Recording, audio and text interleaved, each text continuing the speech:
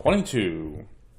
Still solving the equation, so we have 6 over m minus 3 minus 3 over m plus 3 equals 9 over m squared minus 9. So let's go ahead and, just like before, we will rewrite the equation. And so 9 over m squared minus 9. Alright, so let's go ahead. We know by now that we want to try to find a common denominator, and so our first step is to factor each denominator in an effort to help us find which factors we're going to be dealing with. So we have m minus 3, which can't be factored any further, so there's that. M plus 3, again, can't be factored any further, so m plus 3. But here, this m squared minus 9, we can factor, right? We can factor this into m minus 3, m plus 3.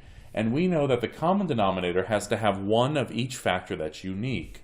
M minus 3, m minus 3, m plus 3, m plus 3. There are no other unique factors, and so our common denominator must be m minus 3, m plus 3. So let's go ahead and multiply this whole equation by that common denominator, m minus 3, m plus 3. And you can either do one of two things. You can either write your multiplication like this, do your m minus 3, m plus 3, and again, that indicates that you're multiplying this whole equation by these two factors. Or what you can do, and what I actually do, is I write the common denominator that I'm multiplying by over each individual term, because I like to physically cancel out what I already have and what I need to still multiply by.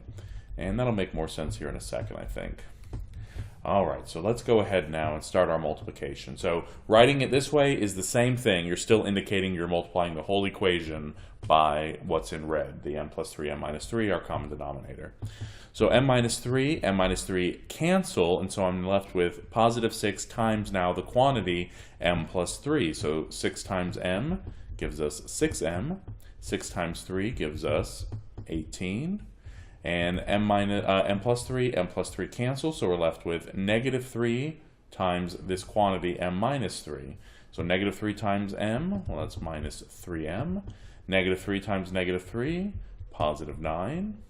And now equals m minus 3 cancel, m plus 3 cancel, so we're just left with 9. Alright, let's go ahead and combine some like terms. So 6m minus 3m gives us 3m, and 18 plus 9 is plus 27 equals 9. And now we just have a basic algebraic equation to solve for m. So let's subtract 27, So we have 3m equals negative 18, and we'll go ahead and finish up here. So 3m equals negative 18, so I didn't rewrite anything, or I rewrote it rather, I didn't do any additional steps. And now lastly, if we want to solve for m, let's go ahead and divide by 3, and so m equals negative 6.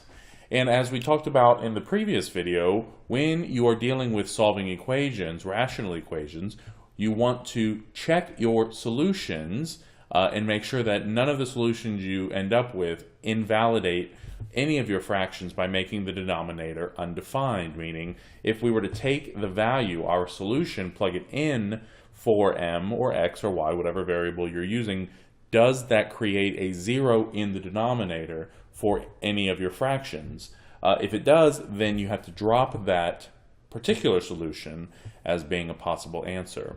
Here we have negative 6. If we plugged negative 6 into any of these denominators for m, we do not end up with a 0, so this negative 6 is valid, right? Negative 6 minus 3 is negative 9.